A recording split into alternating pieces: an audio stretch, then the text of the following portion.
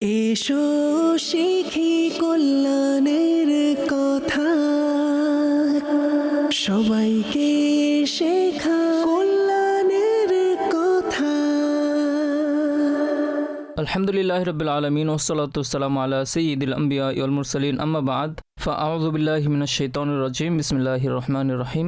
আসসালাতু ওয়াসসালামু আলাইকা ইয়া রাসূলুল্লাহ ওয়া আলা আলিকা ওয়া আসহাবিকা ইয়া হাবিবাল্লাহ। আসসালাতু ওয়াসসালামু আলাইকা ইয়া নবিয়াল্লাহ ওয়া আলা আলিকা ওয়া আসহাবিকা ইয়া নূরাল্লাহ। প্রিয় প্রিয় আকা মদিনাওয়ালা মুস্তাফা সাল্লাল্লাহু তাআলা আলাইহি ওয়া আলিহি ওয়াসাল্লাম ইরশাদ করেছেন, তোমরা আমার উপর দুরূদে পাক পড়ো, আল্লাহ তাআলা তোমাদের উপর রহমত প্রেরণ করবেন। সল্লু আলাল হাবিব সাল্লাল্লাহু তাআলা আলা মুহাম্মদ সাল্লাল্লাহু আলাইহি ওয়াসাল্লাম। সালাতু ওয়া সালামুন আলাইকা ইয়া সাইয়্যিদি ইয়া রাসূলুল্লাহ। শায়খে তরিকত আমির আহলে সুন্নাতের জন্মদিবস হচ্ছে 26 রমজানুল মুবারক। শায়খে তরিকত আমির আহলে সুন্নাতকে আল্লাহ তাবারক ওয়া তাআলা হায়াতে খিজরি দান করুক, যার বরকতে অনেক মুসলমানের রমজান শরীফ কিভাবে অতিবাহিত করবে তা শিক্ষা লাভের সুযোগ হয়েছে। রমজান শরীফে ইবাদত সমূহ রমজান শরীফে তিলাওয়াত করার উৎসাহ জাগিয়েছেন বহু আশিকে রাসূল এমন রয়েছেন যারা আলহামদুলিল্লাহি রাব্বিল আলামিন রোজা কিভাবে রাখতে হয় এবং তার নুরানিয়ত কিভাবে লাভ করতে হয় তা শিখা ও জানা এবং ইলম অর্জন করার সুযোগ হয়েছে। আল্লাহ তাবারক ওয়া তাআলা তাকে হায়াতে খিজরি দান করুক, সুস্থতা, নিরাপদ ও শান্তিময়। আল্লাহ তাবারক ওয়া তাআলা তাকে দীর্ঘ হায়াত দান করুক, আমিন। আজকের প্রোগ্রামের বিষয়বস্তু হলো আত্তারের কথা। ইনশাআল্লাহুল করিম আমির আহলে সুন্নাতের আলোচনায় প্রোগ্রামে করব। আল্লাহ তাবারক ওয়া তাআলা স্বীয় বান্দাদেরকে বিভিন্ন প্রকারের বৈশিষ্ট্য দ্বারা তাদেরকে ধন্য করেন। আল্লাহ তাবারক ওয়া তাআলার মাহবুবে পাক সাল্লাল্লাহু তাআলা আলাইহি ওয়া আলিহি ওয়াসাল্লামের বাণীসমূহকে যদি লক্ষ্য করা হয়, আর যে ব্যক্তি আল্লাহ তাবারক ওয়া তাআলার সন্তুষ্টির জন্য আমল করে, যদি সে গোপনেও করে, তাহলে আল্লাহ তাবারক ওয়া তাআলা তার উপর এমন দয়া করেন যে তার নেকির আলোচনা মানুষের মুখে চর্চা করান। হযরত মুফতি আহমদ ইয়ার খান নাইমি রহমতুল্লাহি তাআলা আলাইহি এই বিষয়ে বয়ান করেছেন। তিনি বলেন, যে ব্যক্তি তাহাজ্জুদ নামাজ আদায়কারী, আল্লাহ তাবারক ওয়া তাআলা তার চেহারায় এমন নুরানিয়ত দান করেন, মানুষ সেটা দেখে এবং বলে যে ইনি তাহাজ্জুদ আদায়কারী। এবং এখানে আমি আরজ করব, আল্লাহ তাবারক ওয়া তাআলা যেখানে ঈমান ও নেক আমলের আলোচনা করেছেন কোরআনে কারীমের মধ্যে, প্রায় 71 স্থানে, 71টি স্থানে, বিভিন্ন স্থানে আল্লাহ তাবারক ওয়া তাআলা ঈমানের এবং নেক আমলের আলোচনা করেছেন। যেখানে আমলে সালেহা অর্থাৎ নেক কাজের পুরস্কার হিসাবে যে জিনিসগুলো বর্ণিত হয়েছে এবং যে 4টি পুরস্কার বর্ণিত হয়েছে, সেগুলো থেকে একটি পুরস্কার হচ্ছে এই যে আল্লাহ তাবারক ওয়া তাআলা দুনিয়াতেও সেই বান্দাকে যে আল্লাহর সন্তুষ্টির জন্য নেক আমল করে, সৎ কাজ করে, দুনিয়াতে আল্লাহ তাবারক ওয়া তাআলা তাকে উত্তম পরিচিতি দান করেন। এটা বলতে পারেন তার ভালোবাসা মানুষের অন্তরে সৃষ্টি করে দেয়। যালিকা ফাদলুল্লাহি ইউতিহি মান ইয়াশা, এটা আল্লাহর অনুগ্রহ এবং যাকে চান দান করেন। আমির আহলে সুন্নাতের ব্যক্তিত্বকে যদি দেখা হয়, তিনি সেই মহান ব্যক্তিত্ব যিনি আমাদেরকে বলেছেন আমরা ইবাদত কিভাবে করব এবং কোন নিয়তের সাথে করব এবং কেমন ইখলাসের সাথে করব। পবিত্র আহলে বাইতের ইখলাসের ঘটনা হওয়া এবং নবী করিম সাল্লাল্লাহু তাআলা আলাইহি ওয়া আলিহি ওয়াসাল্লামের মুবারক ইরশাদসমূহ এবং সাহাবে کرام আলাইহিমুর রিদওয়ানের শিক্ষার সাথে সম্পৃক্ত বিষয়গুলো হওয়া, এগুলো আমাদের বলেছেন এবং বুঝিয়েছেন। আর আল্লাহ আমাদেরকে ইখলাসের সাথে নেক কাজ করার তৌফিক দান করুক, কেননা ইখলাস হলো কবুল হওয়ার চাবিকাঠি। এবং বান্দা যখন আল্লাহ তাবারক ওয়া তাআলার জন্য ইখলাসের সাথে আমল করে, তার সম্পর্কে খুবই চমৎকার কথা হচ্ছে এই, যার আমল হবে উদ্দেশ্যহীন তার পুরস্কার হবে অন্য কিছু। আল্লাহ তাআলা আমাদেরকে এই কথাগুলো শ্রবণ করার এবং শ্রবণ করার পাশাপাশি আমল করারও তৌফিক দান করুক, আমিন। বিজাহিন নবীল আমিন আলাইহি ওয়া আলা আলিহি আফদালুস সালাওয়াত ওয়াত তাসলিম। মাদানী চ্যানেলের দর্শক, আমির আহলে সুন্নাতের খুবই চমৎকার একটি কথা যে আমি বলতে চাইব, এবং সেটা হচ্ছে এই যে আপনাদের যে কারো এভাবে বলতে পারেন যে কোনো ব্যক্তির ভুল হলে তাকে লজ্জা ও অপমানিত হওয়া থেকে রক্ষা করে। এটি ওনার এক মহান ও উৎকৃষ্ট গুণ। এক তো হচ্ছে মানুষ যখন কোনো ভুল করেন, তখন লোকেরা সেটার উপর কোনো সময় তাকে নিয়ে এত ক্রিটিসাইজ করেন, এত সমালোচনা করেন।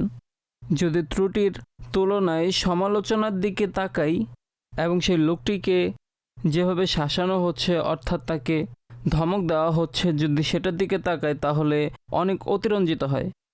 কিন্তু আমির আহলে সুন্নাতের আদর্শ লক্ষ্য করা হয়েছে যে যদি কেউ নিজের ভুল বুঝতে পারে এবং তিনি নিজের ভুল স্বীকার করে নেয়, তখন সেই ভুলের কারণে লোকটিকে লজ্জিত করেন না, লোকটিকে সেই ভুলের কারণে বিব্রত করেন না। এই বিষয়টি আমাদেরকেও নিজের জীবনে অন্তর্ভুক্ত করা উচিত। কাউকে তার ভুলের কারণে, গুনাহের কারণে তাকে বিব্রত করবেন না। যখন তিনি তওবা করেছেন, সেটা ছেড়ে দিয়েছেন, অ্যাডমিট করেছেন, তাকে সংশোধনের চেষ্টা করুন, তাকে বিব্রত করবেন না। কিছু লোকের অভ্যাস এমন যে কোনো গুনাহগার বান্দা যখন সেও গুনাহ থেকে তওবা করে, তখন তার গুনাহের আলোচনা করে তাকে বিব্রত করে। নবী করিম সাল্লাল্লাহু তাআলা আলাইহি ওয়া আলিহি ওয়াসাল্লাম ইরশাদ করেন যে অপমান করে, তাকে পেরেশান করে। নবী করিম সাল্লাল্লাহু আলাইহি ওয়াসাল্লাম ইরশাদ করেন, মান আইয়ারা আখাহু বিযামবিন লাম ইয়ামুত হাত্তা ইয়ামালাহু আও কামা ক্বালা সাল্লাল্লাহু তাআলা আলাইহি ওয়াসাল্লাম। হুজুর ইরশাদ করেছেন যে নিজের কোনো মুসলমান ভাইকে কোনো গুনাহের কারণে তাকে বিব্রত করে, ততক্ষণ পর্যন্ত তার মৃত্যু হবে না, যতক্ষণ পর্যন্ত সেই কাজটি নিজে করবে না। তাই আল্লাহ পাককে ভয় করা উচিত। অতএব যদি কোনো ব্যক্তি কোনো বিষয়ে কোনো ত্রুটি, যদিও সেটা গুনাহের কাজ ছিল, তিনি যদি সেটা থেকে তওবা করেন, এখন তাকে বিব্রত করা উচিত নয়। আল্লাহ তাবারক ওয়া তাআলা আমাদেরকে এই উত্তম আদর্শ গ্রহণ করার তৌফিক দান করুক। আমির আহলে সুন্নাতকে একজন প্রতিষ্ঠাতা হিসাবে দেখা হয়, এক সংগঠনের নেতৃত্ব দানকারী লিডার হিসাবে দেখা হয়। এ ব্যাপারে আপনি কি বলবেন?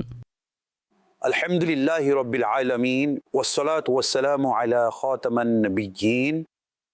26 রমজান আল মুবারক, আল্লাহ পাকের দয়ায় আমির আহলে সুন্নতের ভিলাদত হয়েছে এবং সারা পৃথিবীতে আমির আহলে সুন্নতের মুরিদগণ, তালিবগণ, আশিকগণ, অনুসারীগণ এবং যারা যেভাবে সম্পৃক্ত হয়েছেন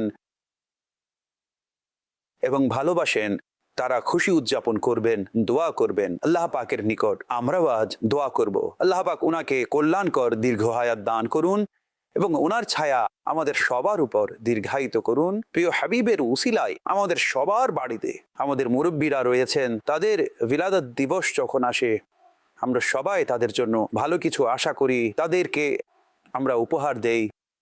বাড়িতে এমন সিস্টেম চালু আছে যেটাকে বার্থডে বলা হয়, সম্মানিত পিতার বার্থডে পালন করা হয়। এমন মুহূর্তে আমরা একটি উত্তম আশা, আকাঙ্ক্ষা প্রকাশ করি, আমাদের উত্তম দোয়া তাদের জন্য পেশ করি, তাদের জন্য উপহার দেই।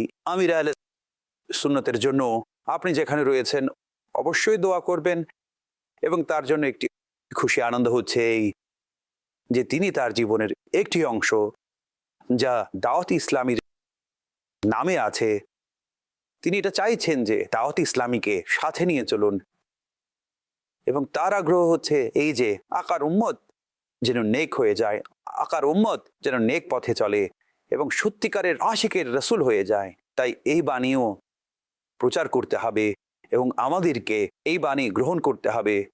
আল্লাহ পাক প্রিয় হাবিবের উসিলায় আমির আহলে সুন্নাতকে কল্যাণকর দীর্ঘ হায়াত দান করুন এবং আল্লাহ করিম আপনাকে কল্যাণকর দীর্ঘ হায়াত দান করুন।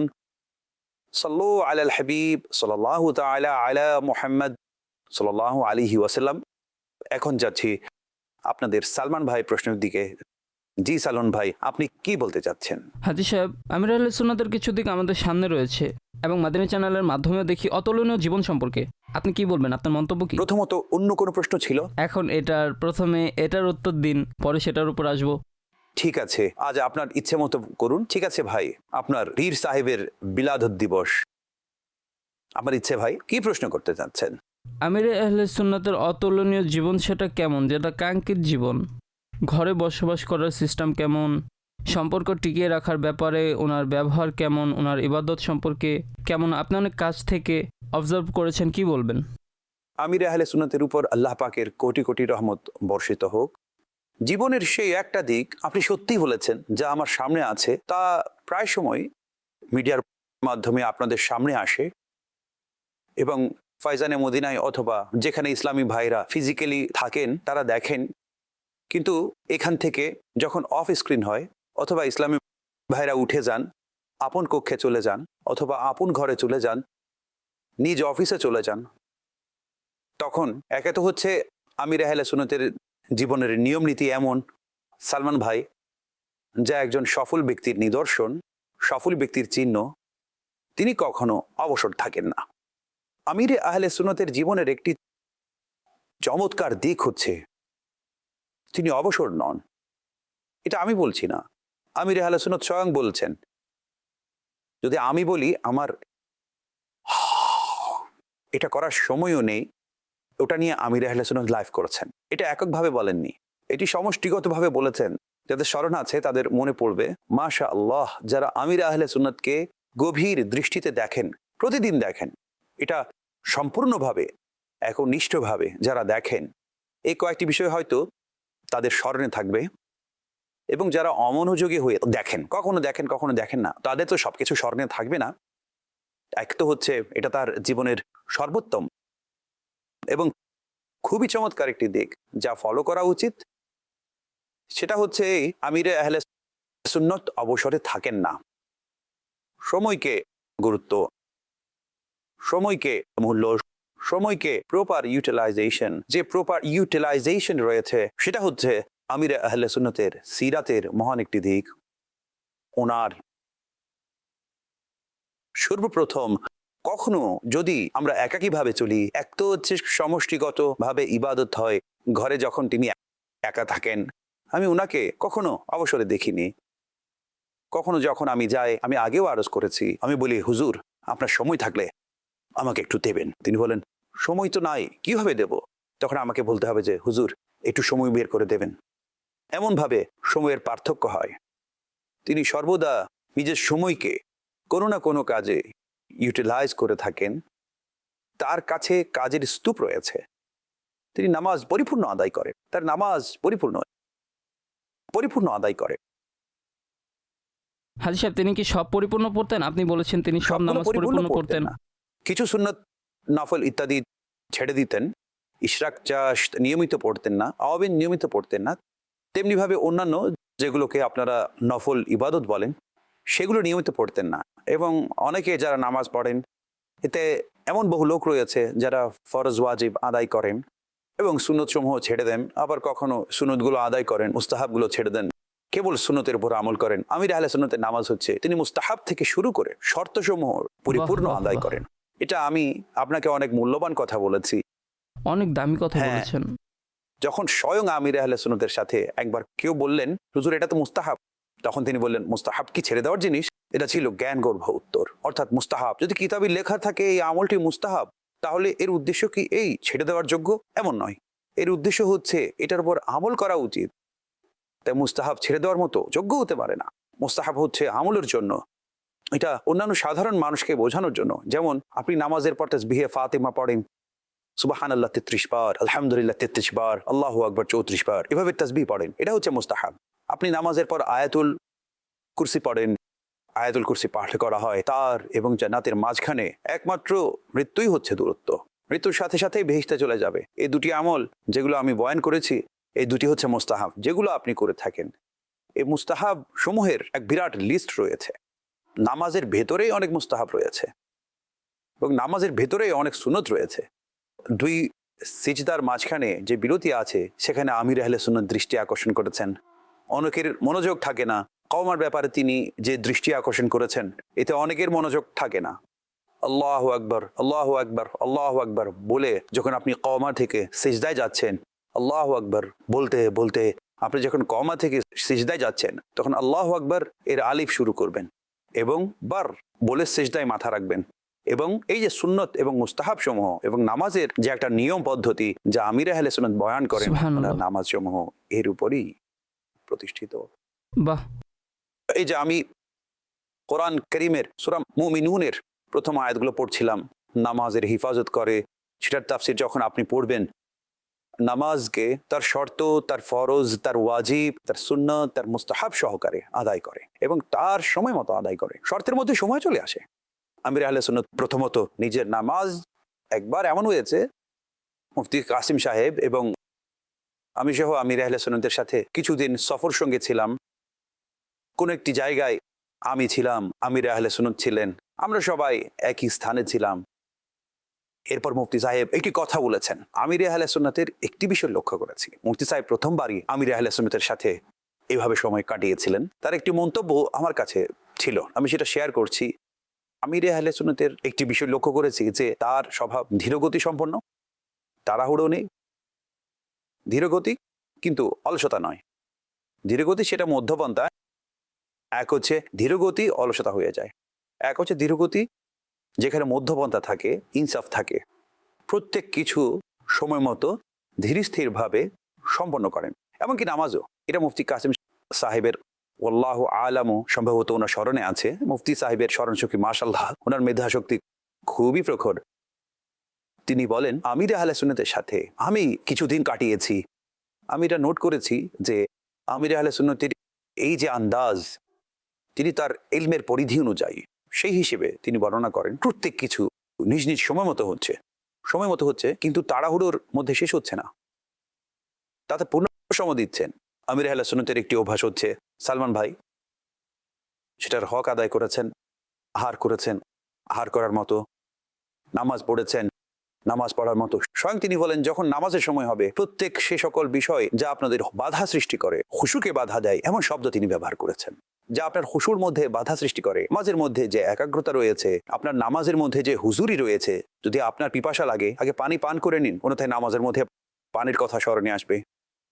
ফ্যান চালিয়ে দিন, অন্যথায় হতে পারে যে গরম আপনাকে নামাজের মধ্যে ডিস্টার্ব করতে পারে।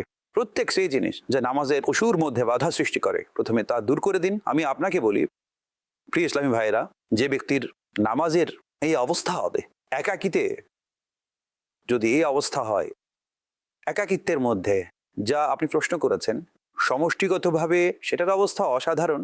উনি তো বলেন, শিক্ষা দেন, আমরা যখন দাঁড়াই, যেমন কোথাও সফরে ছিলাম, কোনো এক স্থানে নামাজের সময় হয়েছে, জামাতের সাথে নামাজ পড়তে হবে, তখন ইমাম সাহেব দাঁড়ান, তিনি বলেন ভাই দেখুন মধ্যবর্তী স্থান কোথায়, ইমাম মধ্যবর্তী স্থানে দাঁড়ানো সুন্নত। কি অসাধারণ! আপনি বুঝতে পারছেন? সুবহানাল্লাহ। এটা ইগনোর করার বিষয় হয়ে যায়। জি, এক ব্যক্তি আমাদের সাথে নামাজ পড়ছিলেন, আমি এখনো নামাজের কথা বলছি, আমিরে আহলে সুন্নাত এবং নামাজ, ঠিক আছে, আমিরে আহলে সুন্নাত এবং নামাজ, এটার উপর আল্লাহ পাক যদি চান কমপক্ষে আধা ঘন্টা আলোচনা করতে পারবো।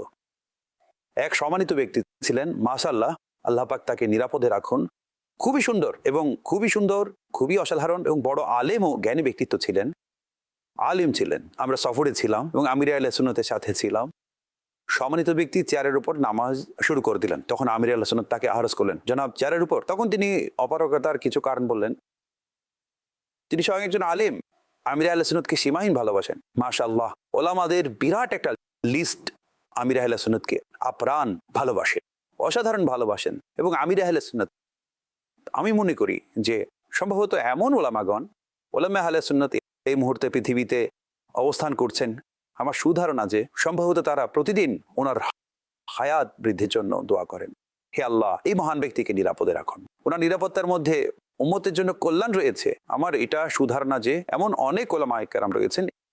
এবং সেই আলিম সাহেব তিনি খুব মনোযোগ সহকারে আমিরে আহলে সুন্নতের কথা শুনছেন। আমিরে আহলে সুন্নত চেয়ারের উপর নামাজ পড়ার ব্যাপারে বললেন, অতঃপর তিনি বলেন আমার মনে হয় না যে আপনার চেয়ারের উপর নামাজ পড়া উচিত।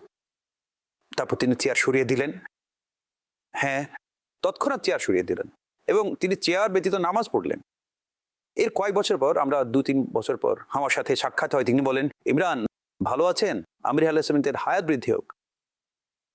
তিনি আমার উপর দয়া করেছেন, আমার অন্তর থেকে চেয়ার বের করে দিয়েছেন। আমি আজ পর্যন্ত চেয়ার ব্যতীত নামাজ পড়ছি।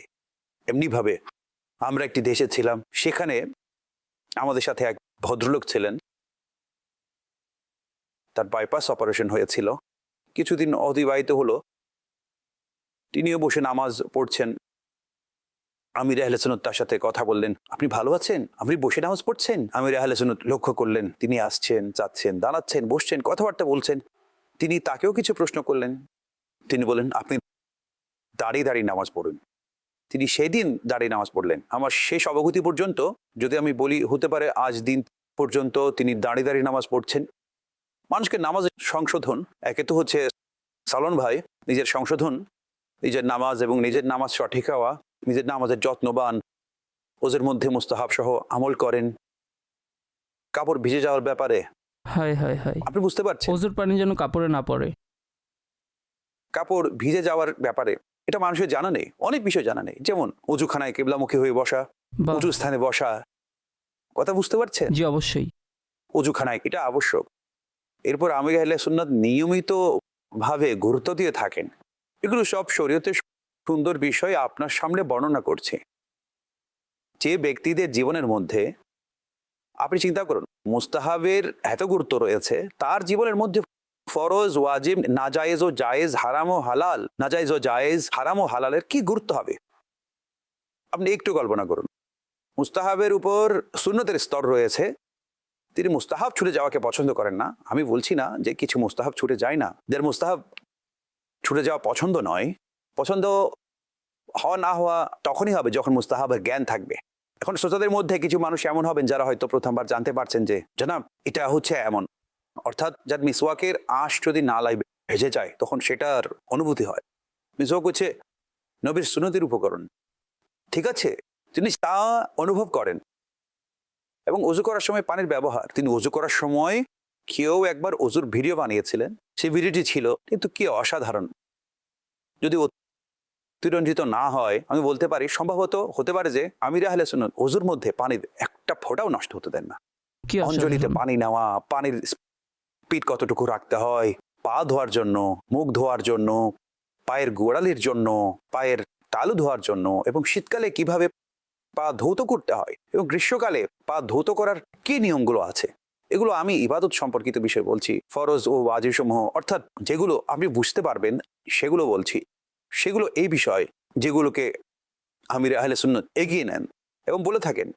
আমির আহলে সুন্নাতের এই ব্যস্ত জীবনে যদি আমি শুধু নামাজের কথা বলি, এখন তো আমি নামাজের মধ্যেই রয়েছি, রোজাও রয়েছে, উজু হচ্ছে নামাজের অংশ, পবিত্রতা হচ্ছে নামাজের অংশ, কিরাত হচ্ছে নামাজের অংশ, এগুলো সবই হচ্ছে নামাজের অন্তর্ভুক্ত। কেবল নামাজের কথা যদি বলি, আমির আহলে সুন্নাত অত্যন্ত ধীরস্থিরভাবে নামাজ পড়েন, পরিপূর্ণভাবে নামাজ পড়েন। আপনি বুঝতে পারছেন? জি নিশ্চয়ই যদি বুঝেছি। আমরা সম্পূর্ণ নামাজ পড়ে থাকি তবে তিনি পরিপূর্ণ নামাজ পড়েন, এবং নামাজের পর তাসবিহ সমূহ রয়েছে, জিকির আজকার রয়েছে, সেগুলো পড়েন।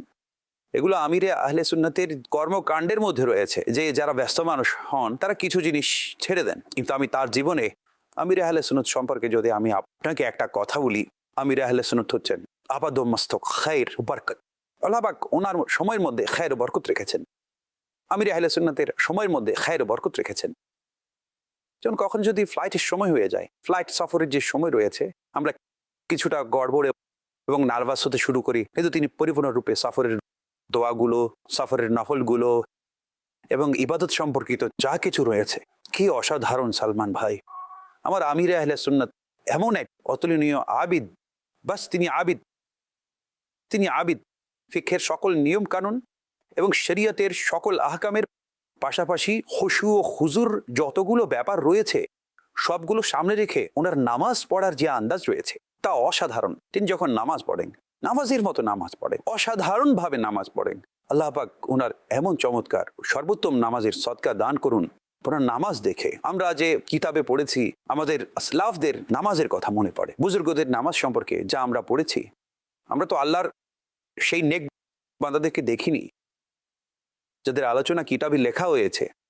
যখন তাদের নামাজের আলোচনা পড়ি, আপনি নিজেই পড়ে নিন, এটি কিতাব নামাজের পদ্ধতি যেটা আমির আহলে সুন্নাত লিখেছেন।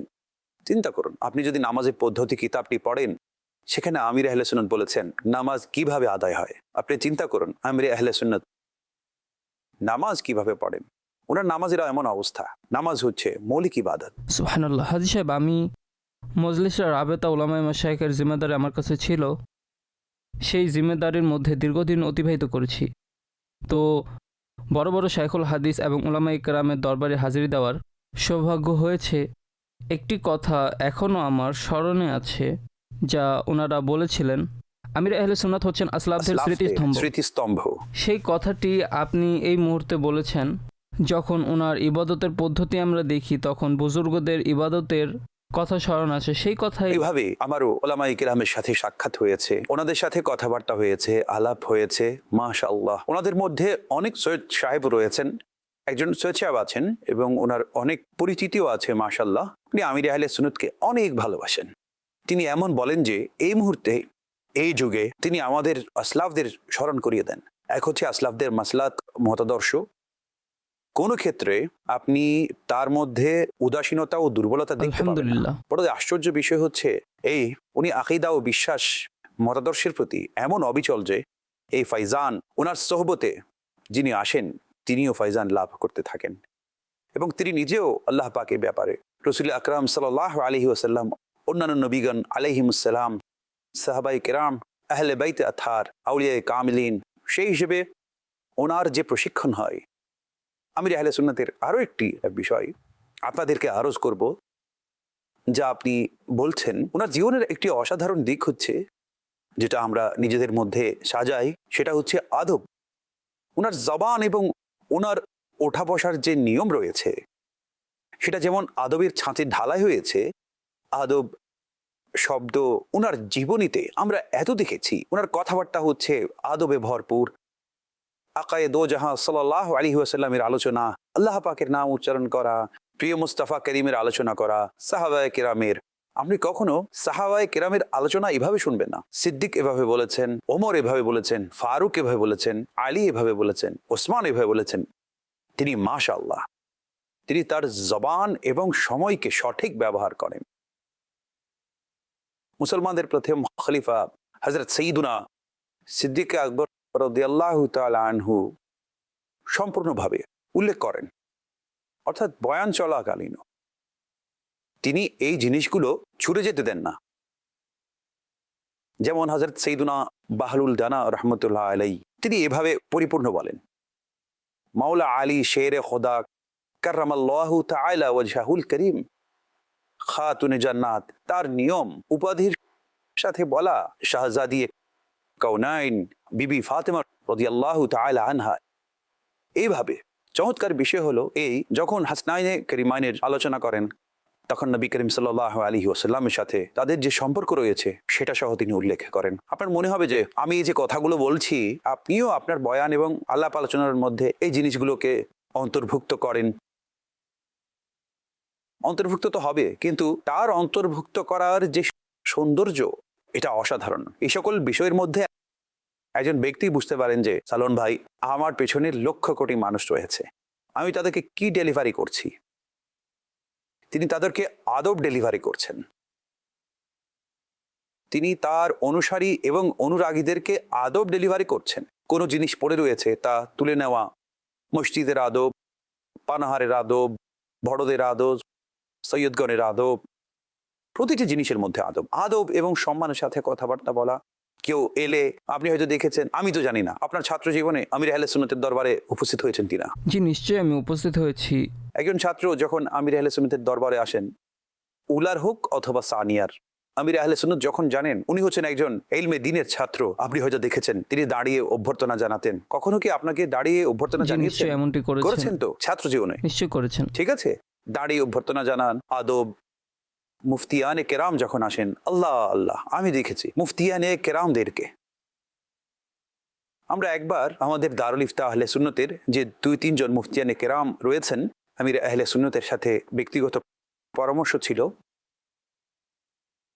সেখানে সবার জন্য 5টি চেয়ার বসানো হয়েছে এবং আমির আহলে সুন্নতের জন্য কিছুটা কমফোর্টেবল যাকে বলা হয়, সেগুলো থেকে সুন্দর চেয়ার কেবলামুখী হয়ে বসার, এটাও একটা আদব। আমির আহলে সুন্নাত ওনার বৈঠক যথাসাধ্য কোনো বাধা প্রতিবন্ধকতা না থাকলে পা সোজা রাখার যখন প্রয়োজন হতো তখন তিনি কেবলার দিক থেকে ফিরে যান। আমি কেবলার দিকে পা সোজা করে কিভাবে বসবো, এমন আদব। আমাদের মাযহাব আহলে সুন্নাত হচ্ছে একটি সভ্যতার মাযহাব, আদব শেখায়। আমরা যখন বসেছিলাম, সালমান ভাই যখন আমির আহলে সুন্নাত এলেন, তিনি এসে দাঁড়িয়ে রইলেন, আমরা সবাই বসেছিলাম, আমির আহলে সুন্নাতের চেয়ার খালি ছিল। যখন তিনি তাশরিফ আনেন, বলেন আমি এই চেয়ারে বসতে পারবো না, মুফতি সাহেব আপনি এটাতে বসুন। শেষ পর্যন্ত তিনি বসেন নাই, তিনি বলেন না, অর্থাৎ আমার ব্যাপারে আপনারা যা চিন্তা করছেন ঠিক আছে, কিন্তু এরা হচ্ছেন মুফতিয়ানে কেরাম, এরা হচ্ছেন উলামায়ে কেরাম। কি অসাধারণ একটি শরিয়া গবেষণাগার। আমাদের মুফতিয়ানে কেরাম এবং উলামায়ে কেরাম সমবেত ছিলেন। এরপর আমির আহলে সুন্নাতের সাথে একটি বৈঠক ছিল। আমার এখানে আমির আহলে সুন্নাতের হলকে জান্নাত হল এবং আমার দিকে যে কক্ষটি রয়েছে সেটাকে রহমত হল নাম দেওয়া হয়েছে। তো রহমত হলকে আমরা কিছুটা এইভাবে সাজিয়ে দিলাম, সেখানে অ্যারেঞ্জমেন্ট করেছিলাম, আলোচনা হলো, সেখানে কিছু রেকর্ডিংও হয়েছিল। এসব কিছু হয়েছিল, কথাবার্তা হয়েছিল, সাক্ষাৎকার ইত্যাদি সবকিছু হয়েছিল। আমির আহলে সুন্নতের কথা শুনুন। আমার আশা ছিল যে আপনারা সকলে আমার ঘরে তশরিফ আনবেন। আমার ঘরে যদি আপনাদের কদম স্পর্শ করার সৌভাগ্য লাভ হতো, তাহলে আমার ঘরে বরকত হবে। এমন যদি সম্ভব হয়, তবে যদি আমার ঘর দিয়ে যাওয়া হয়, তাহলে আমার ঘরে বরকত হবে। আল্লাহ আল্লাহ। সেটার ভিডিও তৈরি হয়েছে। যখন এমনটি হয়েছে, এরা হচ্ছেন মুরিদ, এবং সকলে তো আমিরে আহলে সুন্নতের মুরিদ। মুরিদ দেখছেন পীরকে, এখানে পীর তার মুরিদগণকে দেখছেন, কিন্তু যাদেরকে দেখছেন তারা হচ্ছেন উলামা, মুফতিয়ানে কেরাম। তাদের মাকাম মর্যাদা অনেক উঁচুতে।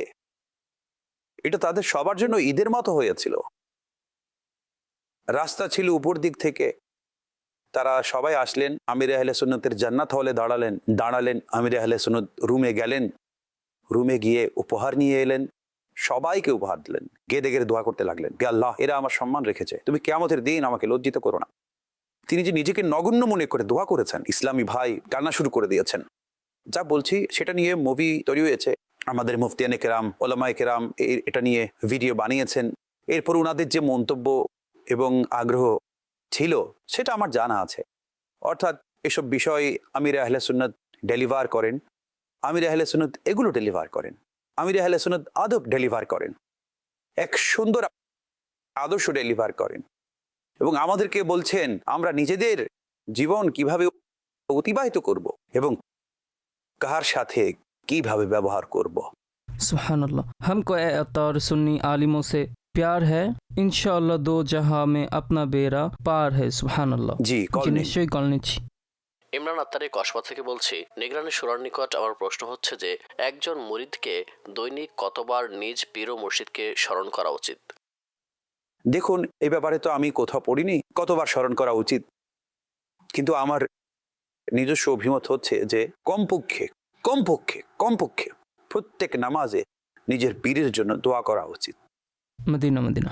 যখন আপনি দোয়া করবেন, নিজের পিতামাতার জন্য দোয়া করবেন, নিজের ওস্তাদগণের জন্য দোয়া করবেন, সেখানে নিজের পীর ও মুর্শিদের জন্য অবশ্যই দোয়া করবেন।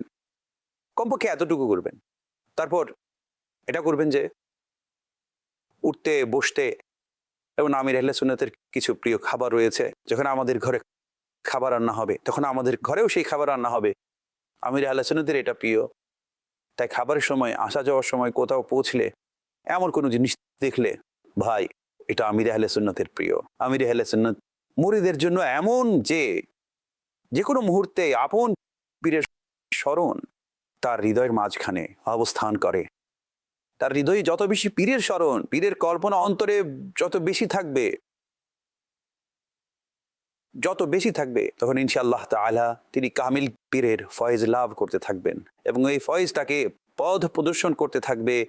ইনশাআল্লাহ তাআলা পীরের এমন স্মরণ তাকে পথভ্রষ্ট ও গোমরাহ থেকে রক্ষা করবে ইনশাআল্লাহ তাআলা। সুবহানাল্লাহ। জি কল। সবজি মন্ডিতে বাবাজির সাথে আমি নামাজ পড়েছি। তখন আমি করাচিতে সুজুকি চালাতাম। আল্লাহ ওনাকে দীর্ঘ হায়াত এবং সুস্থতা দান করুন। মাশা আল্লাহ সেখান থেকে কাজ শুরু করেছেন এবং মাশা আল্লাহ আল্লাহ তাআলা সফল করেছেন, আরো সফলতা দিচ্ছেন। মাশা আল্লাহ ওনার শুভ জন্মদিন। আল্লাহ ওনাকে সুস্থতার সহিত দীর্ঘ নেক হায়াত দান করুন। আমিন আমিন। মাশাআল্লাহ মাশাআল্লাহ। তিনি হচ্ছেন আমাদের পাঠান কমিউনিটির সাথে সম্পর্ক রাখেন। তার কথাবার্তার ধরন এমন, তিনি বলছেন আমরা আমির আহলে সুন্নাতের পিছনে নামাজ পড়েছি। এটা তখনকার কথা হবে যখন আমি সুজুকি চালাতাম, যখন ফাইজানুল মদিনার নিকটবর্তী সবজি বাজার ছিল। মাশাআল্লাহ, কি অসাধারণ। হাজী সাহেব দেখুন তিনি কিভাবে স্মরণ আমির রেখেছেন। আহলে সুন্নাত ভুলে যাওয়ার ব্যক্তিত্ব নন, কি চমৎকার, যিনি একবার মারহাবা। দেখা করেন তিনি আর ভোলেন না। জি কল। নিগরানি সুরার দরবারে আমার প্রশ্ন হচ্ছে যে আমরা প্রত্যেকে নিজ পীর ও মুর্শিদ আমির আহলে সুন্নাত দামাত বারাকাতুহুল আলিয়া এর পছন্দনীয় মুরিদ কিভাবে হতে পারি? দেখুন, একে তো হচ্ছেন মুরিদ প্রিয় হয়ে থাকে, আপনি এভাবে বুঝে নিন। মুরিদ হচ্ছে প্রিয়, মুরিদ আপর পীরের প্রিয় হন এবং পছন্দনীয় হন। মুরিদের ব্যাপারে এমন হয় যে মুরিদের কাজ হচ্ছে তিনি প্রিয় হওয়ার স্তরসমূহ অতিক্রম করেন, প্রিয়দের মধ্যে অন্তর্ভুক্ত হয়ে যান। তখন সবচাইতে অধিক প্রিয়দের মধ্যে অন্তর্ভুক্ত হয়ে যান, তখন সবচেয়ে অধিক প্রিয় হয়ে যান। তো এজন্য তার আনুগত্য, তার বাধ্যগত এবং তার সন্তুষ্টি অর্জনের প্রতি লক্ষ্য রাখা, এগুলো সবচেয়ে বেশি ইম্পর্ট্যান্ট। তার আমির আহলে সুন্নতকে আমি এই বিষয়ে দেখেছি। আমার স্মরণ আসছে যে অনেক আগের কথা, আমাদের নিগরান বলতেন আমরা আমির আহলে সুন্নতের সামনে পেছনে ঘুরতাম এবং আমির আহলে সুন্নত যেখানে যেখানে যেতেন আমরাও পেছনে পেছনে চলে যেতাম। একদিন আমির আহলে সুন্নত পেছনে ফিরে আমাদেরকে বললেন, দেখুন আমি দাওয়াত ইসলামীকে এই জন্য প্রতিষ্ঠা করিনি আপনারা আমার পেছনে পেছনে ঘুরবেন, এই জন্য প্রতিষ্ঠা করেছি যেন মসজিদের দিকে নিয়ে আসবেন।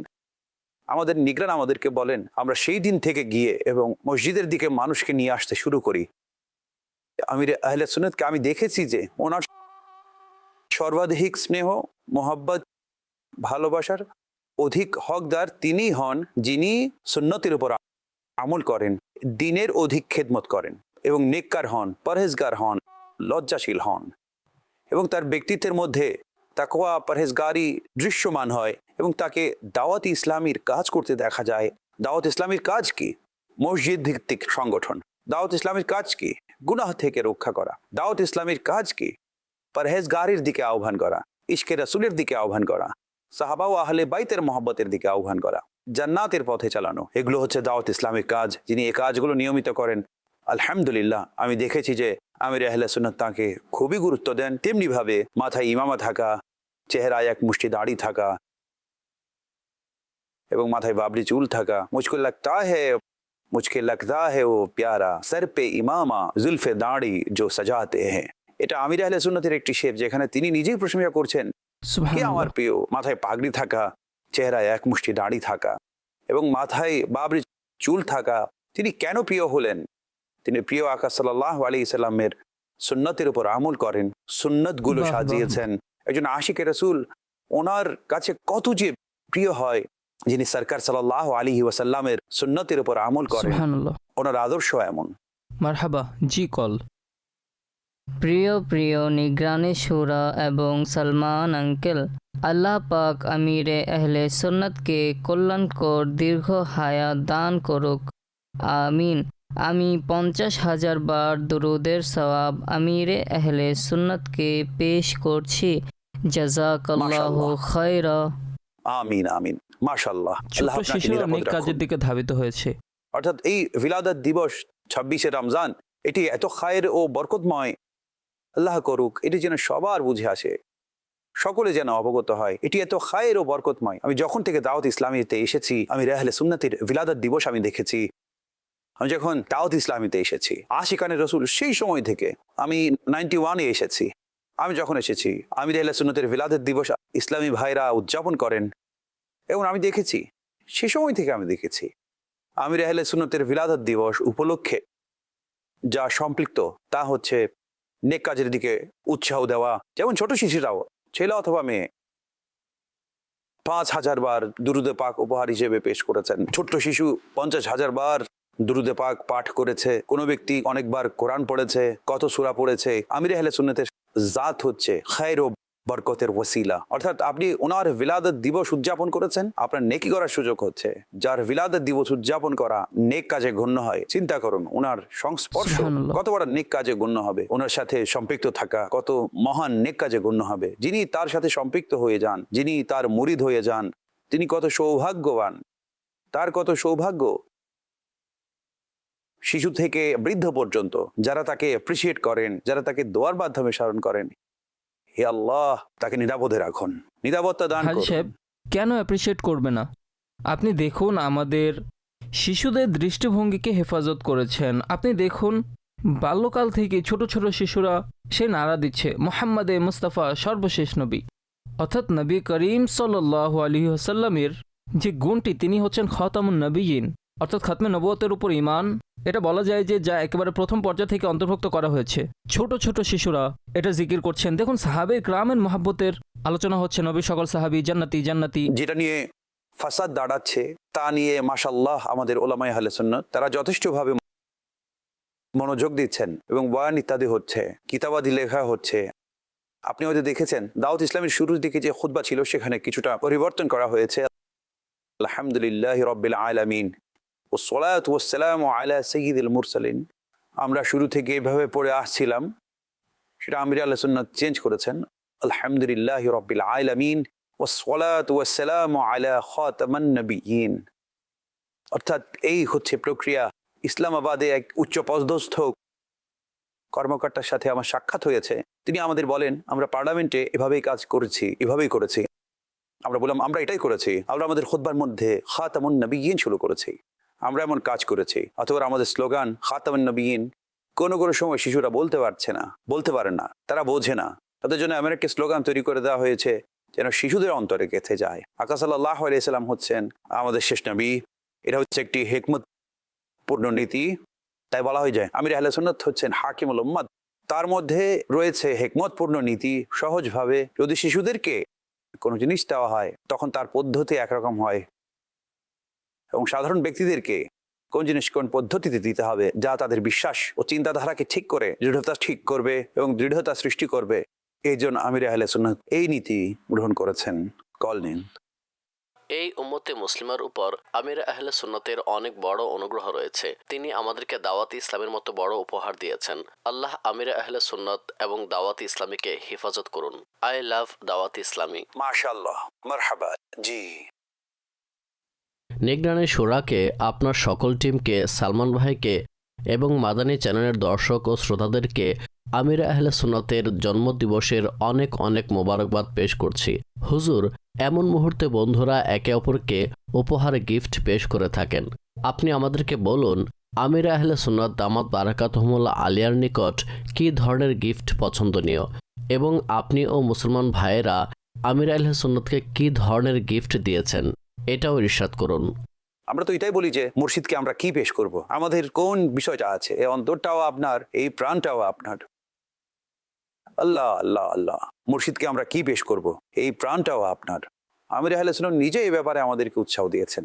যখন আমির আহলে সুন্নাতের বিলাদত দিবস আসে তখন লোকেরা সেই উপলক্ষে বিভিন্ন রকমের আশা আকাঙ্ক্ষা রাখেন যে এটা দেব ওইটা দেব। তিনি ব্যক্তিগতভাবে আপনাদেরকে আমির আহলে সুন্নাতের একটি গুণ বলছি, গনি, ধনবান। গনি দুই প্রকার। ব্যক্তিগতভাবে আল্লাহ পাক কাউকে গনি বানিয়ে দেন, অর্থাৎ তাকে এত সম্পদ দেন, তাকে অপর সম্পদ থেকে বেপরোয়া করে দেন। এবং একটি গনি এর প্রকার হচ্ছে এই আল্লাহ পাক তার অন্তর থেকে সম্পদের মোহাব্বত দূর করে দেন। আমার সুধারণা হচ্ছে এই, আমি যেভাবে দেখেছি আমির আহলে সুন্নাত গনির এই প্রকারে রয়েছেন। ওনার অন্তরে এই সম্পদ, এই দুনিয়ার এই উপহার সামগ্রী, এই সব কিছু, এর কোনো ধরনের আশা আকাঙ্ক্ষা আমি তার মধ্যে দেখিনি। যদি আসে তখন তিনি অস্থির হয়ে পড়েন এবং এখন এটা আমি কি করব। তিনি এই ধরনের জিনিস থেকে একেবারে দূরে থাকেন। একেবারে চূড়ান্ত পর্যায়ের অল্পে তুষ্টি পছন্দ করা ব্যক্তিত্ব। বাড়িতে ওনার ব্যক্তিগত জীবন সম্পর্কে সালমান ভাই বলছিলেন, ঘরে তিনি যখন খাবার খেয়ে ফেলতেন তখন সেই খাবার শেষ, ওনার ঘরে ফ্রিজ ইত্যাদি নেই। যেখানে খাবার দুপুরের জন্য, রাতের জন্য অথবা 2 ঘন্টা পর যদি প্রয়োজন হয় তাহলে খেয়ে নেব এমন হয়। এখন খেয়ে নিয়েছেন, খাবার শেষ, পরবর্তী সময় নেক্সট টাইম যখন খাবারের সময় হবে তখন স্বয়ং আল্লাহ পাক খাবারের ব্যবস্থা করে দেবেন। একটি সিস্টেম বানানো হয়েছে আমাদের ঘরে, সিস্টেমের উপর সিস্টেম করা হয়েছে এবং সেই সিস্টেমের উপর আলাদা একটি সিস্টেম বানানো হয়েছে। 4টা করে সিস্টেম নিয়ে চলছি, আর উনি এখন একটা সিস্টেম নিয়ে ঢুকেছেন। আমির আহলে সুন্নাত হচ্ছেন সেই তাওয়াক্কুলকারী। তিনি অসাধারণ তাওয়াক্কুলকারী। অল্প তুষ্টি এবং তাওয়াক্কুল এই দুটি হচ্ছে এমন নিয়ামত যাদের নসিব হয় তাদের জীবন এমন সুন্দর হয়ে যায়। তাওয়াক্কুল এবং অল্প তুষ্টি, যা অপরের সম্পদ থেকে বেপরোয়া হয়ে যাওয়া, আল্লাহ যা দিয়েছেন বান্দা সেটাকে উপর ধৈর্য ধারণ করা এবং কৃতজ্ঞতা জ্ঞাপন করা, এই হচ্ছে অল্প তুষ্টি। আমরা অপরের সম্পদ দেখে অস্থির হয়ে যায়। আমাদের পকেটে যদি কোনো টাকা না থাকে আমরা অস্থির হয়ে যাই। ওনার পকেটে যদি টাকা থাকে উনি অস্থির হয়ে যান। ওনার এখনো পর্যন্ত কোনো ব্যাংক অ্যাকাউন্ট নেই। তিনি বলেন, আমি এখনো পর্যন্ত চেক লিখতে জানি না। যদি দুনিয়া থেকে এই পরিমাণ বেপরোয়া হয়ে চলেন, ওনাকে আপনি কি উপহার দিতে পছন্দ করবেন? উনি নেকির উপহার পছন্দ করেন। আপনি ওনাকে, যেমন আপনার 50,000 দুরুদে পাকের উপহার ওনাকে অনেক খুশি করবে। ওনার নেকির মধ্যে বরকত হবে, নেকির মধ্যে বরকত হবে। উনি নেকির মধ্যে বরকত হওয়াকে অনেক পছন্দ করেন। যে কোনো নেক কাজ হাত ছাড়া করা উচিত নয়, বরং কোনো কোনো সময় বলে থাকেন যে মানুষ যেন সে কাজ করে যেখানে সওয়াব রয়েছে, অন্যথায় কাজ না করাই ভালো। মানুষ যেমন কাজ করুক, তিনি আমাদেরকে এইভাবে প্রশিক্ষণ দেন। কখনো পরস্পর ব্যক্তিগতভাবেও আলাপ করেন যে যেখানে সওয়াব রয়েছে সেখানে কাজ করুন, এভাবে প্রশিক্ষণ দেন। আমাকে যদি বারংবার এই কথা বলা হয় তাহলে আল্লাহ যদি চান কথাটি ভীষণভাবে প্রভাবিত করবে। এমন আলাপ যদি আমরা ঘরে করি, যা আমি আপনাদের সাথে করেছি, সে কথাটি আমাকে বারবার বলা হয়েছে, যা আমি আপনার সাথে শেয়ার করছি, সে কাজ করুন যেটাতে সাধারণ সওয়াব রয়েছে। যে কাজে সওয়াব নেই সে কাজ করবেন না। জীবন হচ্ছে অতি সামান্য, প্রতিটি নিঃশ্বাসের হিসেব দিতে হবে। তাই প্রত্যেকটি নিঃশ্বাস সওয়াবের সাথে অতিবাহিত হওয়ার চেষ্টা করবো না কেন? এমন মর্যাদা, এমন সম্মান, এমন পজিশন আর রয়েছে। মানুষ যেন ওনার মরিদ হয়ে যায়, ওনাকে মোহব্বত করে, ওনার বিলাদ দিবস উদযাপন করে। ওনাকে যদি উপহার দিতে হয় তাহলে ওনাকে নেকি এবং তার ইবাদতের উপহার দিন। মাশাআল্লাহ, উমরার উপহার লাভ করার পর উমরা করার এত তাওয়াফ করেছি। এখানে ওনাকে ইসলে সওয়াব দেওয়ার জন্য কতবার যে পড়া হয়, তিনি ইসলে সওয়াব করেছেন, আর সওয়াবের মধ্যে কোনো ঘাটতি আসেনি, তাই না? তার মধ্যে কোনো ঘাটতি হয় না। তিনি নিজেই কত যে সওয়াব অর্জন করেছেন এবং তিনি সব ইসালে সওয়াব করেছিলেন। এই মহান ব্যক্তিত্ব কত যে খায়ের ও বরকত সম্পন্ন, যারা ইসালে সওয়াবের জন্য পড়ি তখন আমাদের তরিও আর হতে থাকে। সুবহানাল্লাহ, সুবহানাল্লাহ। হাজী সাহেব, একটা নেতৃত্ব, একটা সংগঠনের প্রতিষ্ঠাতা, লিডার, নেতৃত্ব অর্জনের দিক থেকে আমির আহলে সুন্নাতকে আপনি কিভাবে দেখেন? দেখুন সালমান ভাই, একটি গুণ হচ্ছে সাথে নিয়ে চলা। সেটা অনেকেই পারেন না। আমির আহলে সুন্নাতের একটি অসাধারণ গুণ হচ্ছে সাথে নিয়ে চলা। সেটা অনেকেই পারেন না। তিনি সাথে নিয়ে চলেন। সাথে নিয়ে চলার ক্ষেত্রে তার স্বভাব, তার অভ্যাসের দিকে লক্ষ্য রাখা হয়। তিনি যেন মাইন্ড না করেন, ভাইয়ের সাথে পরামর্শ করা উচিত, আমি যে তার সাথে পরামর্শ করিনি, তিনি মাইন্ড করবেন, নিজেই পরামর্শ করেন। আপনি কি বলেন? তিনি এমন বলেন না যে আপনি কখন আসবেন, আপনি কখন আসবেন। আমির আহলে সুন্নাতের একটি অসাধারণ গুণ বয়ান করছি, আপনি আমার কাছে আসবেন, এমন বাক্য তিনি বলেন না। আপনার সাথে আমার কথা ছিল, সাক্ষাৎ করার ছিল, তার ব্যবস্থা কিভাবে করা যায়। সুবহানাল্লাহ। মাদানী মাশওয়ারার সময় এখন পাবলিক অপেক্ষায় রয়েছেন, যেতে হচ্ছে, সময় হয়েছে, যেতে তো হবে। কমিটমেন্ট তিনি পূরণ করেন। যখন সাক্ষাৎ করার জন্য আসেন তখন আমির আহলে সুন্নাত তিনি বলেন আমি উপস্থিত হয়ে যাব। কাউকে রাখা হয়, এই লোকটি আমার নিকটে আসুক, এমনটি ওনার স্বভাবের মধ্যে নেই। কিন্তু সেটা ভিন্ন বিষয়। কখনো অবস্থা এমন হয় যে দুটি দোষী একজনের কাছে যেতে হয়, যদি সবাইকে আসতে হয়, কারণ সবার কাছে যাওয়া সম্ভব না। তাই এমন হয়। লিডারশিপ এমন হয়, লিডারশিপে এমনই যে যিনি যেতে থাকেন, যদি আপনি যেতে থাকেন তাহলে এমন একদিন আসবে মানুষ আপনার নিকট আসতে থাকবে। বাহ বাহ। ওনার জীবন ছিল মানুষের নিকট যাওয়ার, এখন ওনার নিকট আসার যুগ হয়ে এসেছে। হায় হায় হায়, বাহ বাহ। তিনি যেতে থাকেন, প্রত্যেকের ঘরে যেতে থাকেন। ওনার কাছে এই গুণটা রয়েছে। একজন সাধারণ কর্মীর অন্তরে আঘাত দেওয়া তিনি পছন্দ করেন না। তিনি বলেন এমন খড়কেও সংরক্ষণ করতে হবে। বরং একসময় তিনি বলেন, তিনি আমাদেরকে প্রশিক্ষণ দেন এসব খড়কেও সংরক্ষণ করতে হবে। একটা খড়ের ব্যাপারে যত্নবান হতে হবে। তিনি আমাদেরকে প্রশিক্ষণ দেন, এভাবে করে আপনারা পরামর্শ করুন, এভাবে করে চলুন। যদি অমুক কথা বলতে হয় তাহলে ওনার নিকটে গিয়ে পরামর্শ করুন, ওনাকে নিন, ওনাকে সম্পৃক্ত করুন। এটাই হচ্ছে নেতৃত্বের একটা পদ্ধতি।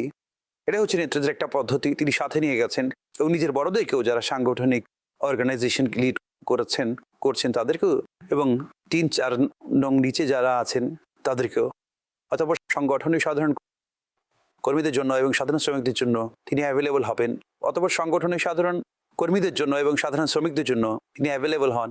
তিনি নিজেই সাধারণ ইসলামী ভাইদের কাছে নিজেকে প্রস্তুত রাখেন। যেমন যদি আপনি বিশেষ মাদানী মোজাকেরায় উপস্থিত না হয়ে থাকেন তাহলে আপনি ধারণা করতে পারবেন, যখন মাদানী মোজাকেরা শেষ হয় তখন নির্দিষ্ট সময় তিনি আসতে পারেন। সেই সময় যিনি আসেন আসতে পারেন, তাদের জন্য স্পিকার রাখা হয়। আপনার জন্য 2-3 মিনিট সময় থাকে, যা প্রশ্ন করতে চান। আপনার সামনে আপনার লিডার বসে আছেন, এমনটি কোথায় হয় বলুন আমাকে। সাপ্তাহিক হিসেবে হয় এবং কখনো কখনো সিরিজ অফ মাদানী মোজাকেরা হয়, যা ডেইলি হয়ে থাকে। কি অসাধারণ। আপনি বলুন যে কোথায় এমন হয় এত বড় একজন লিডার এসে বসে যান এবং এইভাবে। এমন নয় যে উনি আমাদের কর্মকর্তা, উনি এমন, উনি তেমন, উনি নিজের মানুষ, উনি অমুক। সেখানে যিনি আসেন তাকে আশা করবে জিজ্ঞাসা করা হয় না, ভাই আপনি কে, কোথা থেকে এসেছেন, এমন হয় না। চলে আসুন, সিকিউরিটি রয়েছে, চেকিং করা হয়, এসে বসে যান। এবং যদি আপনার পালা আসে, ইনশাল্লাহ মানুষের এভাবে পালা আসতে থাকে, এবং প্রথমে এটাও জিজ্ঞাসা করা হয় না যে আপনি কি প্রশ্ন করবেন। এত ফ্রি হ্যান্ড নেতৃত্ব দেন। এবং তিনি কিসের নেতৃত্ব দেন? তিনি জানেন কোনো কিছু গোপন করার নয়। কি জিজ্ঞাসা করবেন? শরীয়তের মাসলা জিজ্ঞাসা করা হয়, সাংগঠনিক বিষয় জিজ্ঞাসা করা হয়, ব্যক্তিগত প্রশ্ন জিজ্ঞাসা করা হয়, কিছু অভিযোগ করা হয়। এমনও হয় তিনি মুচকি হেসে হেসে উত্তর দিয়ে থাকেন, মুচকি হেসে নেতৃত্ব দেন, ব্যাখ্যা নিজের উপর নিয়ে নেন, কারো উপর দেন না। নেতৃত্বের ব্যাখ্যা তো আসে, যে কোনো টেনশন তো চলে আসে, কখনো আমাদের মধ্যে ফ্যামিলি টেনশন চলে আসে, সাংগঠনিক টেনশন চলে আসে, কিন্তু আমিরে আহলে সুন্নাতকে আপনি সর্বদা মুচকি হাসতে দেখেছেন। আমি কোনো কোনো সময় মাসালা নিয়ে আলাপ আলোচনা করছি এবং এখনই মাদারি মুজাকারার কোনো এমন কোনো সময় অথবা মাদারি মাশওয়ারার সময় যেতে হচ্ছে, সময় হয়েছে, যেতে তো হবে। এখন পাবলিক অপেক্ষায় রয়েছেন, কমিটমেন্ট তিনি পূরণ করেন। একবার যখন প্রতিশ্রুতি দিয়েছেন, টাইম দিয়েছি, প্রতিশ্রুতি দিয়েছি, যেতে তো হবে। যখন তিনি গিয়ে বসেন তখন আমরা তাকিয়ে থাকি যে এই জন্যই আমরা পেছনে বসা ছিলাম, যেখানে অর্ধেক তুফান চলে যাচ্ছে। যেমন কোনো প্রবলেম মাসালা নিয়ে যখন চিন্তা করেন তখন তাকে গভীরভাবে চিন্তা করতে হয়। এখানে দেখা যায় যে তিনি মুচকি হাসছেন আর মুচকি হাসছেন, এটা আপনি বুঝতেই পারবেন না। ওনার ওপর যে কোনো টেনশন বা কোনো ধরনের ঝড় তুফান চলেছে, তিনি তা প্রকাশ হতে দেন না, দোয়া ইত্যাদি দিয়ে থাকেন, মুচকি হাসতে থাকেন। আপনি যদি ওনার সাথে কথা বলেন তখন আপনাকে এটাও বলবেন না যে ভাই, কিছুই বলবেন না। অতঃপর যখন রুমে আসবেন তখন পুনরায় সে মুডের মধ্যে গিয়ে ডিসকাশন করেন। ওনার এতগুলো ঘটনা, আমির আহলে সুন্নাতের সাথে এতগুলো ঘটনা আমার স্মরণে আছে। সূরা গঠন হয়েছে 25 বছর, ইনশাআল্লাহ এই বছর সূরার 25 বছর পূর্ণ হতে চলেছে। সূরা গঠন হয়েছে, আমি বলতে পারি যে অনেকবার এমন হয়েছে। এটাই হচ্ছে প্রশিক্ষণ। যিনি লিডার হন তিনি কাউকে ব্যাখ্যা দেন না, ব্যাখ্যা নিজের উপর নিয়ে নেন, অর্থাৎ প্রেশার নিজের উপর নিয়ে নেন এবং আপনাকে রিলিজ করে দেন। একবার আমাদের রুকনে শুরা অনেক পেরেশান ছিলেন, সালমান ভাই আমার সাথে আলাপ করেছেন, আমার যা বলা ছিল বলেছি। অতঃপর তিনি আমির আহলে সুন্নাতের নিকট পৌঁছালেন। আমি বলি আমির আহলে সুন্নাতের নিকট যান। তিনি আমির আহলে সুন্নাতের নিকট পৌঁছলেন। তো দ্রুপ ডিসকাশন হয়েছে। আমির আহলে সুন্নাত যখন উত্তর দিলেন তখন তিনি আমার চেহারার দিকে তাকান, বলেন ইমরান এমন ব্যক্তিত্ব কিভাবে হতে পারে?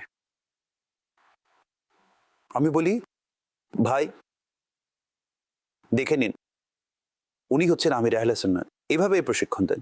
মুফতি কাসিম সাহেবের একটা কথা আমার মনে আছে, মনে পড়ছে। প্রোগ্রাম শেষ করতে করতে বলছি, মুফতি সাহেব থেকে আমি শুনেছি একবার তিনি বলছিলেন কোনো ব্যক্তি আমির আহলে সুন্নাত সম্পর্কে ওনার থেকে জিজ্ঞাসা করলেন।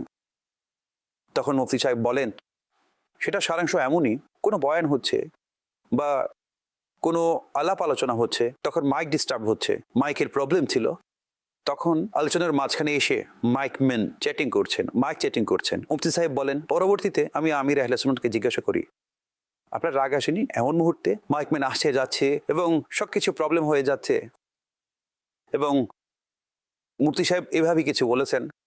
তখন আমির আহলে সুন্নাত বলেন এমন মুহূর্তে রাগ আসা উচিত? বলেন এমন মুহূর্তে রাগ আসা উচিত? অর্থাৎ আমাদের এমন মনে হয় যে এটা রাগের মুহূর্ত, এবং ওনার মনে হয় যে এমন সময় কি রাগ আসে বা রাগ আসা উচিত, অর্থাৎ ওনার কাছে এটা রাগের দুর্লভ স্থান। এই যে ব্যক্তিত্বের অসাধারণ ব্যবহার যে আমি বলে যাচ্ছি, বাহ বাহ। এভাবে কতটি বিষয় আমি আপনার সাথে শেয়ার করব। আমাদের প্রোগ্রামের সমাপ্তির দিকে চলেছে, দু একটা কল নিন, অতঃপর ইনশাআল্লাহ বিদায় নেব। প্রিয় নিগরানী শুরা, আপনার নিকট আমার প্রশ্ন হচ্ছে এই, আপনি বাপাজানের সাথে আপনার জীবনের যতগুলো সময় অতিবাহিত করেছেন, আপনার সেই সময়গুলো কিভাবে অতিবাহিত হয়েছে? যে সময় মুর্শিদের সাথে অতিবাহিত হবে তা উত্তমভাবে অতিবাহিত হবে, তা আল্লাহর ভয়ের সাথে অতিবাহিত হবে, তা আখিরাতের কথা স্মরণের মাধ্যমে অতিবাহিত হবে। আমির আহলে সুন্নাতের বরকত হচ্ছে এই, আপনি যদি তার সাথে সময় অতিবাহিত করেন, আপনার সময়টা যাবে সংশোধনের মাধ্যমে, কিছু না কিছু অর্জন করবেন। আমির আহলে সুন্নাতের বরকত হচ্ছে এই, এটা আপনি মনে রাখবেন। জি, মোহাম্মদ শাহজাদ আত্তারি ইসলামাবাদ থেকে বলছি। আমার পরিবারের পক্ষ থেকে পীর সাহেবের জন্য 20 লক্ষ দরুদে পাক পড়েছি, এর উপহার ওনার জন্য পেশ করছি। মাশাআল্লাহ মাশাআল্লাহ। আল্লাহ পাক আপনার তিলাওয়াত কবুল করুন, আল্লাহ পাক আপনার নিয়তের মহান পুরস্কার দান করুন। অনুমতি দিন। সাল্লু আলাল হাবিব সাল্লাল্লাহু তাআলা আলা মুহাম্মদ সাল্লাল্লাহু আলাইহি ওয়াসাল্লাম। এসো শিখি কল্যাণের কথা, সবাইকে শেখা